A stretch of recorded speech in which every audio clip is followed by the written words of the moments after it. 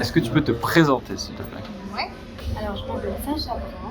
Здрасте, меня зовут Саша Бран. J'ai 19 ans, мне 19 лет. Je suis dans une école de comédie musicale à côté. Et я учусь в школе мюзикл в КТИ. Alors, c'est quoi cette langue mystérieuse? C'est le russe. Je suis d'origine russe, ma maman est russe et mon papa est français. Et j'ai appris le russe étant très petite. Je te l'ai déjà dit, mais je vais peut-être, même très sûrement, faire un documentaire dans ta famille. Ouais, je sais. Est-ce que tu penses que ça va bien se passer? C'est sûr que ça va trop bien se passer, ça va être trop cool. Ah ouais? Ouais. Sûr à 100%? Ouais, je pense.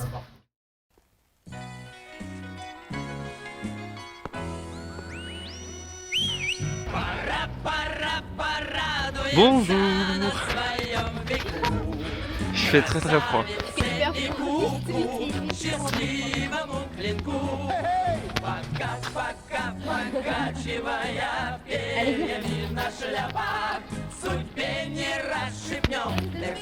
Bonjour Alice. Je vous présente Alice. Ou Alice en russe, aussi surnommée la choupa, la gnunia ou encore la gnugno. C'est la petite dernière, la troisième de la fratrie. Bonjour Christophe. Autour de Christophe. Ou Maxime que pour les intimes. C'est le père d'origine française et surtout le scientifique de la maison. Bonjour Anna. Voici Anna. Ou Anya en russe. C'est la mère d'origine russe et la coordinatrice générale des opérations. Bonjour Pierre. Et enfin, Pierre. Aussi nommé Petko, Petya et Petachok. C'est l'enfant du milieu, le petit frère de Sacha. Est-ce qu'on a un petit gaga à trouver quelque part? Et j'avais oublié Gran, de son vrai prénom Grani. Mais bon, souvent décliné en le gros crâne ou granik. À l'intention des spectateurs qui seraient déjà un peu perdus, voici un arbre généalogique que l'on a dessiné avec Alice. Commençons par les enfants. De l'ordre de la plus grande à la plus petite, nous avons Sacha, Pierre et Alice. Puis nous avons les deux parents. Anna, c'est le côté russe, avec ses deux parents, Elena et Ilia. Et Christophe, le côté français.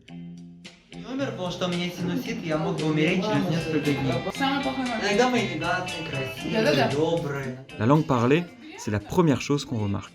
C'est comme arriver sur une autre planète, avec son propre langage. Alors comment j'ai appris le russe après qu'on s'est rencontrés avec Anna, ça m'a motivé la perspective d'apprendre une langue dont j'avais quasiment jamais entendu parler. Et puis la deuxième grande motivation, c'était aussi de pouvoir communiquer avec sa famille. Le russe, on l'a appris en premier, parce que dès qu'on est né, on a directement parlé russe. On s'est directement relié à la culture russe par Pushkin, Tolstoï, Lontik, enfin tous les animés et les livres possibles.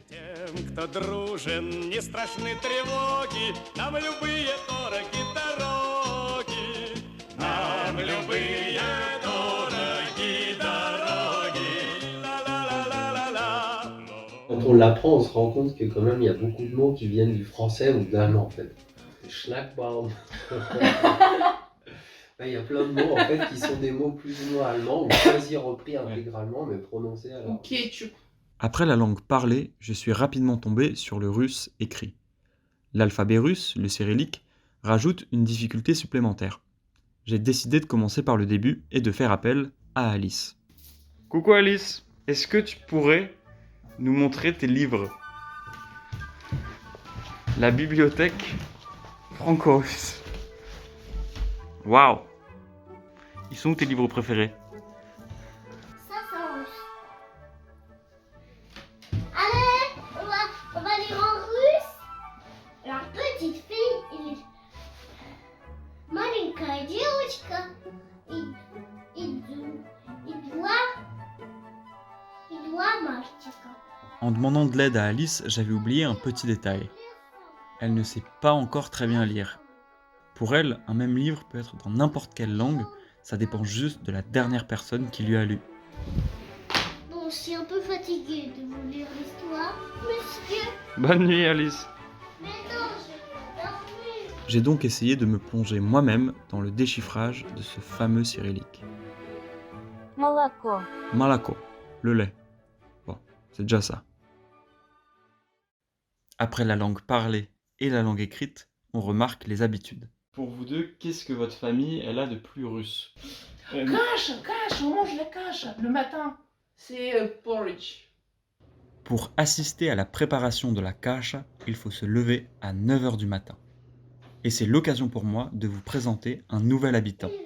C'est Ilya, le grand-père russe, que ses petits-enfants appellent Diadushka. Алиса хочет тебя съесть. Молоко? Ведущая сила общества. Malako. Так. И я на прохожем в этот день не похожий. Alors sur Ilia, moi je dirais que c'est quelqu'un qui se lève le matin de bonne humeur et qui sourit beaucoup. У прохожих на виду. Déjà, on s'ennuie jamais avec Diadushka. Et il est trop drôle, il est trop gentil, il est toujours là. Diadushka, c'est une personne qui peut venir te chercher au bout du monde. Пом, пом, пом. Comment elle est la kasha, Alice? Ah, et le sang, le sucre. Дедушка, ты не положил сахара. Почему этого, мама? Разрешите? Et il y a aussi régulièrement les soupes, le borscht. Pour manger le borscht, il faut être là à midi. Et cette fois, je vous présente Elena, la grand-mère russe, que ses petits-enfants appellent babushka. Ой, Qu'est-ce qu'il y a dans le borscht? Qu'est-ce qu'il y a dans le borщ? Что там есть? des carottes, Ага. des pommes de terre, des betteraves, Еще? des carottes. Alors, ma mère, c'est la définition de quelqu'un qui ne te lâchera jamais. Point. Il y a les bons côtés et les mauvais Même si côtés. tu as envie qu'elle ne te tienne pas, elle te Elle te tiendra tient quand même. ouais. C'est juste, voilà. C'est ça. Maman est émue. Après le déjeuner, c'est l'heure de la sieste. Et presque tout le monde l'a fait. Alice, babushka et même Gran.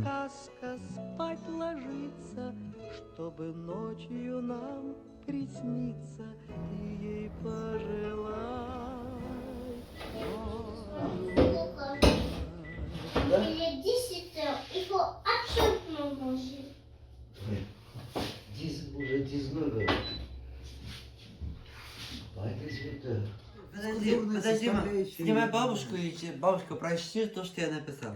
Moi, je dirais les trucs les plus russes, honnêtement, c'est les toasts à table. Pendant les anniversaires, le jour de l'an, Говорим по очереди, я скажу тоже. Дорогая бабушка. Les toasts, ce sont évidemment ces petits discours que l'on fait avant de trinquer. Mais ici, c'est une véritable institution. Et tout le monde se doit d'en faire un. Là, je sais que c'est le truc, et tous les Français, ils tombent. Je suis tombé. T'es tombé. Я узнала, что можно купить. C'est le moment de se livrer, d'évoquer les bons comme les mauvais moments, et surtout de se donner du courage. Дорогая моя бабушка, я думаю, мы очень близки. Et même Alice, qui a 4 ans, elle a déjà fait son premier toast. А я съем гориллу, я люблю. Еще подумаешь. Давай ты еще подумаешь, и когда ты будешь готова, ты скажешь. С днем рождения тебя, бабушка. С днем рождения тебя, бабушка. Bon, après Alice, c'était à moi de prendre mon courage à deux mains. Pas pour faire un toast, mais pour interroger Elena et Ilya, ainsi que leur fille Anna, sur leur vie en URSS, leur départ, leur arrivée à Paris et toute leur histoire.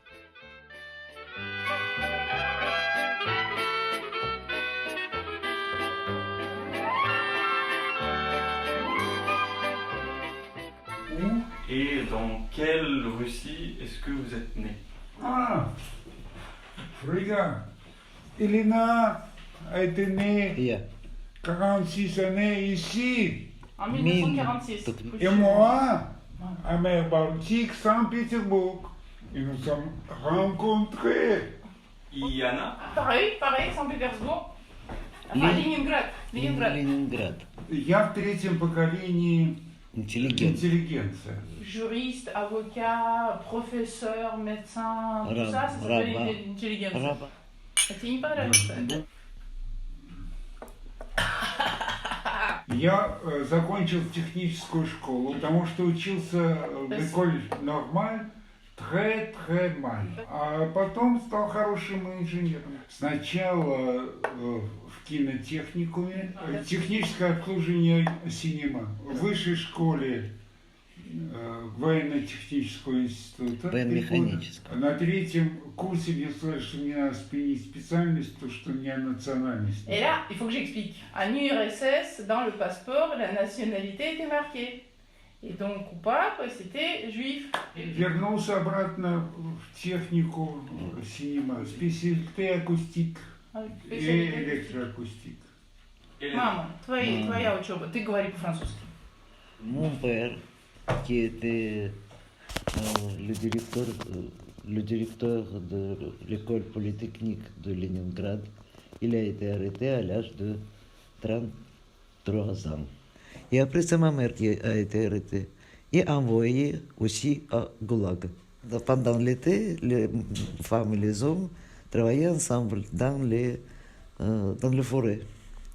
Il y a beaucoup de rencontres. Mon père était très beau homme. Mon père était dans Skoy Kazakh. C'était le Kazakh du Don. Et ma mère était juive. Ma mère, c'était une icône, vraiment une icône de Jérusalem. Et voilà, c'était la rencontre de deux personnes complètement différentes. Mon père était vraiment quelqu'un de très talentueux, avec la carrière énorme, brillant. Parce qu'à l'âge de 24 ans, il est devenu le directeur de l'école polytechnique de Leningrad. Et après, c'est la chute jusqu'à Goulag. C'est jusqu'à l'enfer. Voilà, c'est ma ville natale, c'est la ville Magadan, capitale de Goulag. Après, mes parents ont été réhabilités. Et on a commencé nos études à l'école. Et moi, j'ai trouvé la profession vraiment incroyable. C'était linguistique, mathématique et appliquée, et structurelle. Wow. Et c'était la faculté philologique de l'université de Leningrad. C'était vraiment magnifique. Я увидел симпатичную девушку во время суда. О, voilà. Необычно. Очень необычно. Кого судили? Elle demande qui était jugé. C'était Очень случайно наступил. А он мне вдогонку крикнул оскорбление.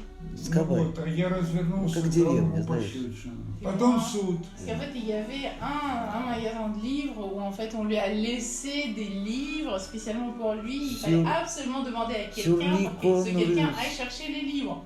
Et moi j'ai dit, bien sûr. Parce que lui, il était tellement beau. Les yeux bleus. Les yeux bleus. C'était quelque chose. C'était un miracle. Так ты еще скажешь, на чем я купил тебя. Parce qu'en fait, le juge a posé une question. Что вы сейчас читаете? Я сказал, я сейчас читаю французскую поэзию. Отродясь ни одного. Il n'a jamais lu la poésie française, dit mon père après. Mais c'est un poète qui n'a jamais lu. Comment c'était la vie, tous les trois, en Russie? Les salaires des deux, il l'amenait, il vivait toujours dans la cuisine.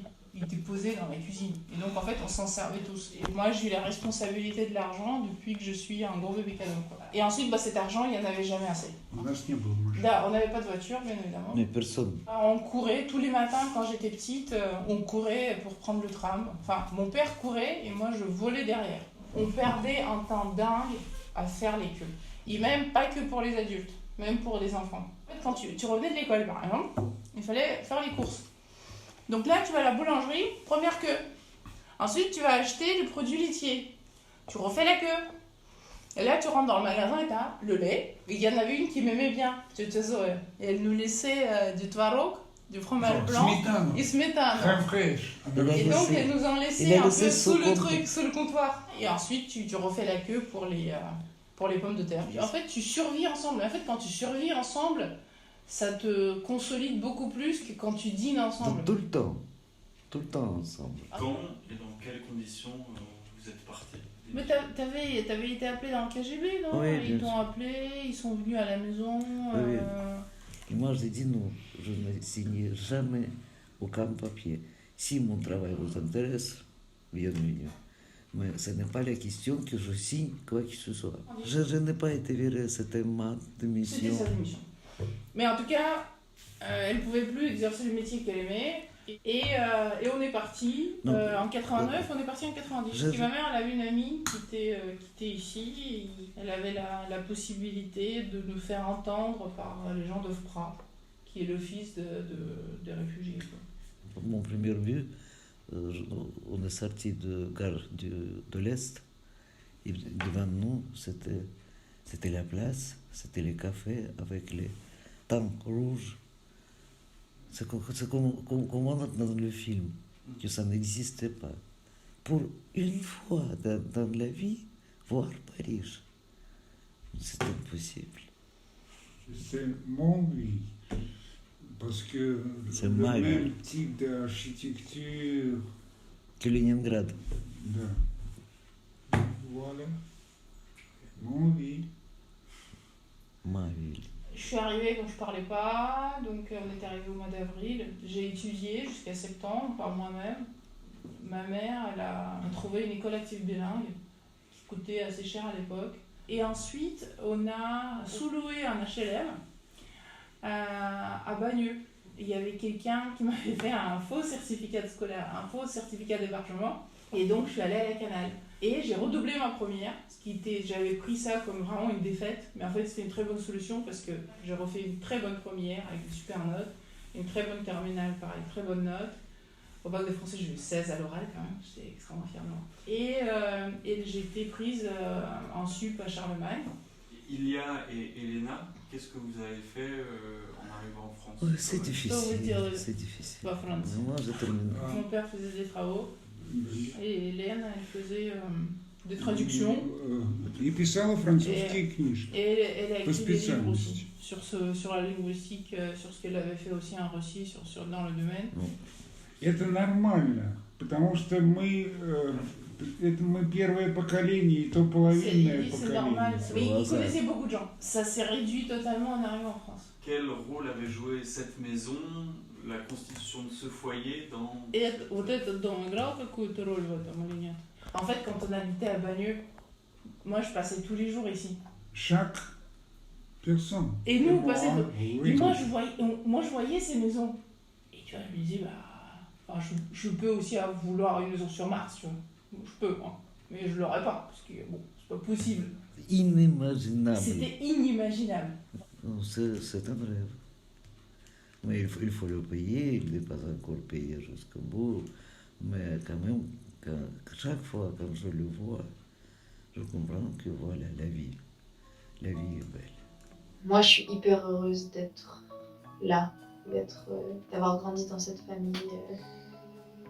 Vraiment, parce que je me sens bien, je me sens hyper bien entourée. C'est des gens qui me sont infiniment proches, on ne peut pas s'imaginer à quel point. On a construit quelque chose qui est très mélangé, à quoi on ne s'attendait pas probablement étant plus jeune.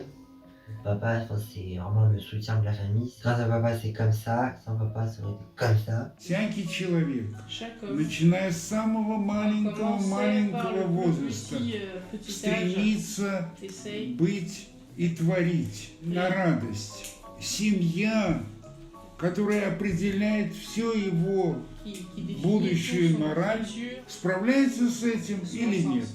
Я считаю, что Франция нам помогла сделать все, чтобы мы эту традицию нового поколения поддержали. Все. Илюша научился пафосно говорить.